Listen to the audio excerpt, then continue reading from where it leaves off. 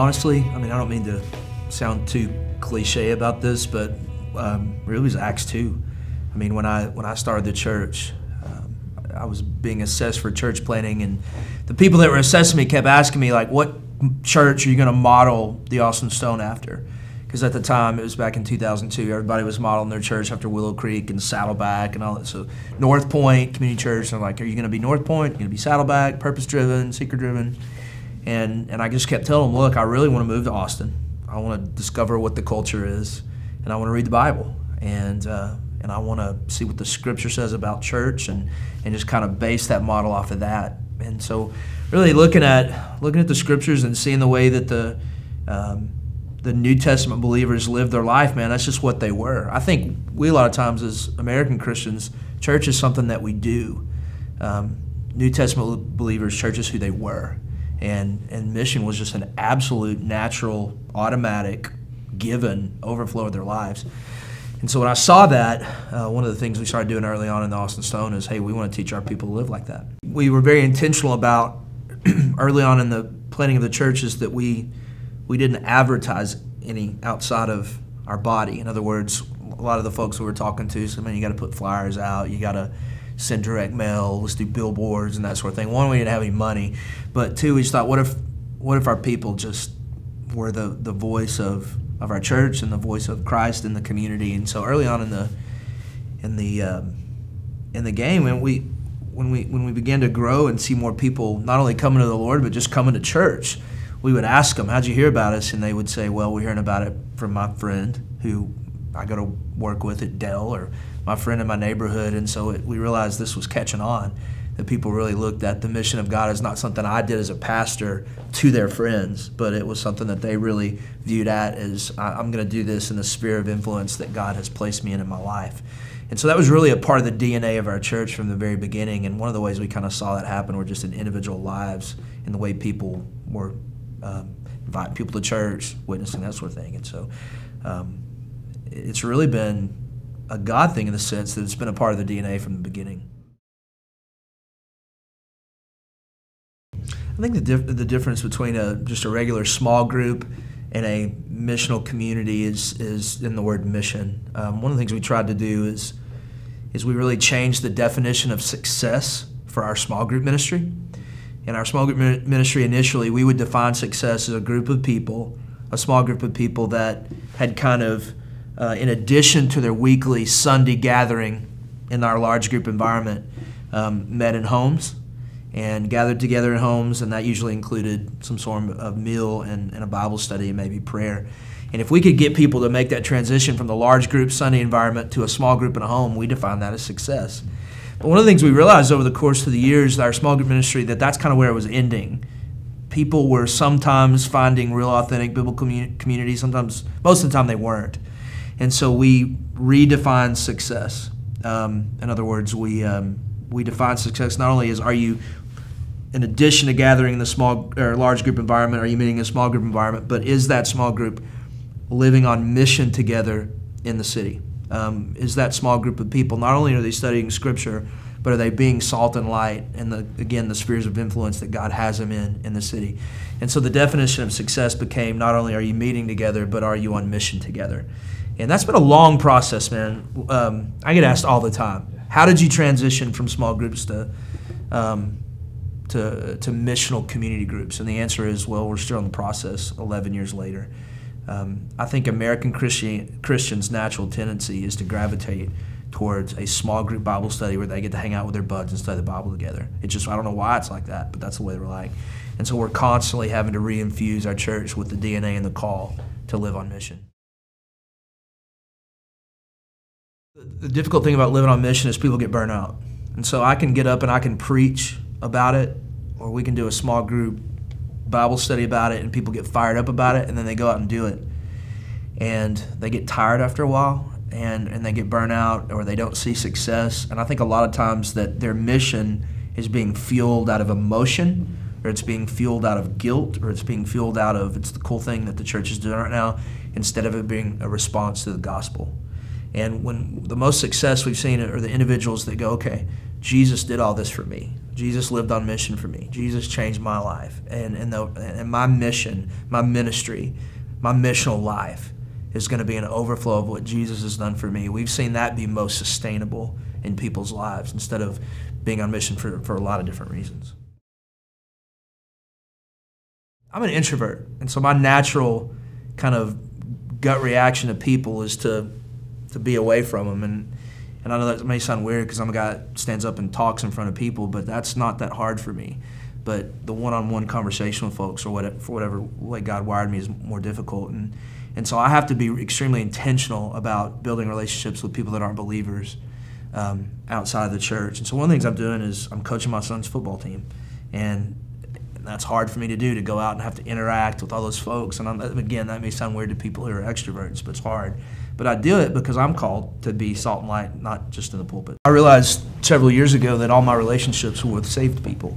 And somewhere along the way, from planning the church to becoming an established church, I lost all contact with lost people. And so I had to make, again, an intentional decision. I've got to put myself in situations where I'm encountering lostness. And so I can be who Jesus called me to be, not as a pastor, but as a Christian.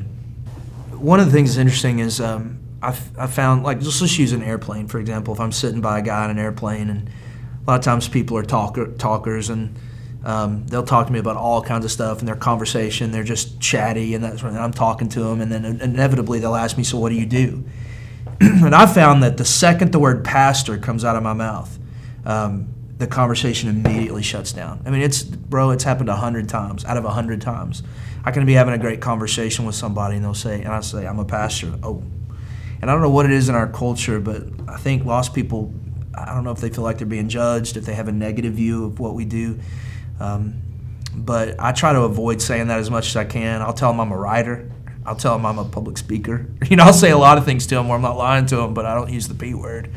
And what I found a lot of times is that when they realize I'm just a normal guy, I'll talk about my sin a lot when I'm with people that are lost in those situations, where I'll talk about how I've messed up and I've failed and I struggle in a lot of ways they do, and how Jesus has changed my life and the gospel. And I've several times heard, I've never met a pastor that's as honest as you or as real as you. And so I don't know where they get that idea, but honesty and transparency has been really cool in those one-on-one, more evangelistic relationships and interactions.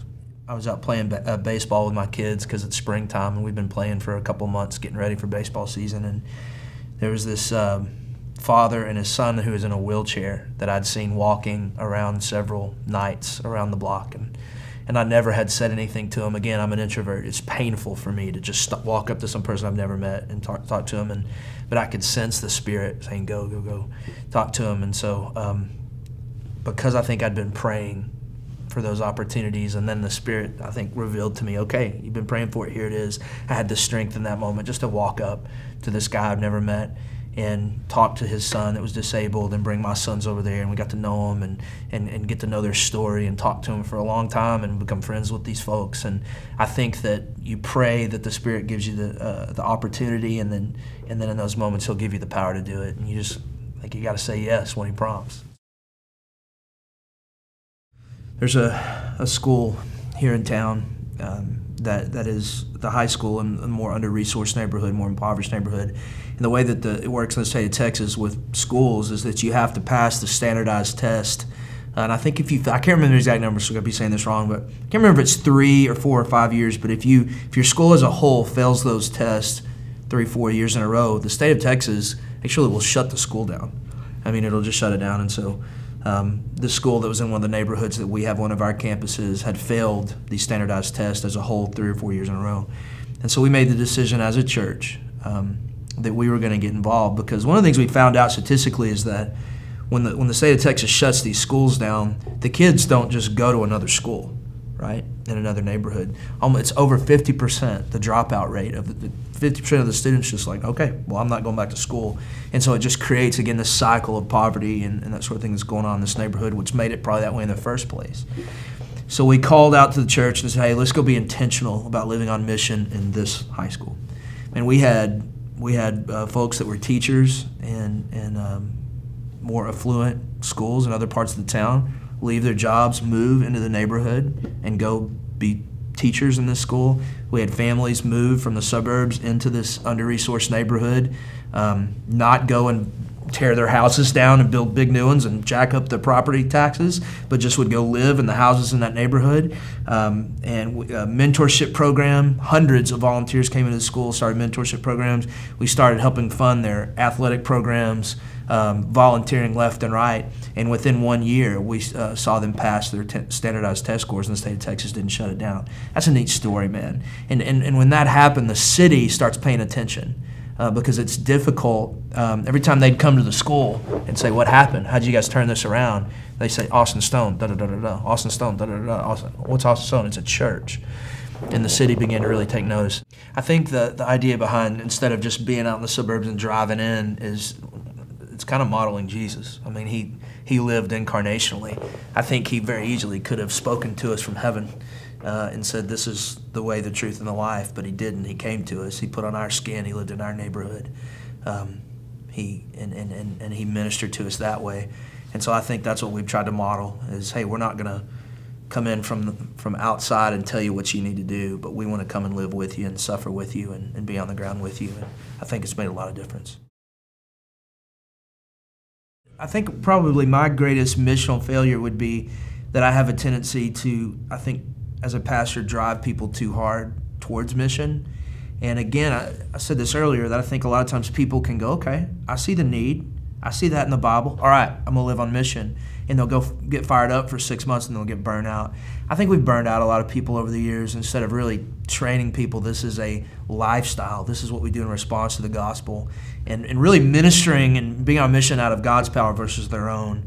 I think there's a lot of people that over the years would have left our church or are not excited about mission anymore because they got burned out. And so I think if I could go back and do it over again, I think it would have made our call to mission a lot more gospel-centered and got more gospel responsive other than, hey, we need to go be on mission, go change people's lives for Jesus. I think the way that we've taught people to rely on, what it looks like to rely on God's Spirit is, I think first and foremost is to, I'm trying to think of the right wording, so for lack of better wording, I just say be in love with Jesus. I think if you're emotionally in love with the Lord, if you keep that first love like it talks about in Revelation 2, then your natural response is going to be, I'm going to live my life for Him. It's not hard when you're in love with your wife to do things for her. It's just not hard. When you're falling in love with her, when you're emotionally connected with her, to serve her, to give to her, to love her, it's just, you don't even have to think twice about it, you just do it. And I think the same is with the Lord. I think when it starts going out of duty and out of that relationship is when we start messing up. I was a freshman at Texas A&M University, running from God. Didn't go to church the first semester of my freshman year at all. Didn't darken the doors. I was on a ski trip with my girlfriend at the time, and she broke up with me on the ski trip. And so here I am. I don't know anybody on the trip. I'm in New Mexico, a freshman in college, miserable, while my girlfriend's skiing with some other guy. And I remember this guy walks up to me, and he was part of that youth group for this church we were with, and he went to my school. He went to Texas A&M. He was a sophomore, and he just befriended me and started asking about my story. And he said, "I tell you what, man, let's go to lunch when we get back at Texas A&M. I'd love to get to know you some more." And so he just hung out with me and loved on me, and he sat by me in the bus on the way home and just was a friend to me. We got home, went to lunch, pursued me and took me to lunch and said, "Man, I go to this Bible study on Tuesday nights. Would you come with me?" I was like, "Okay," because he'd been nice to me. He'd been my friend when nobody else was, and so I'll go to a Bible study with you. Well, I went to a Bible study, and it was on that Tuesday night. Came pick me up, and I met the Lord, man, and started walking with Jesus because one guy took the time to live on mission with me. And so, and then God's done some neat stuff in my life since then. And so every single individual person out there has the power of the resurrection inside of them, and they have the power to change just complete courses of people's lives and eternities because of what God can do through them. And so I would encourage anybody hearing this, man, live on mission. You never know how God's going to use you.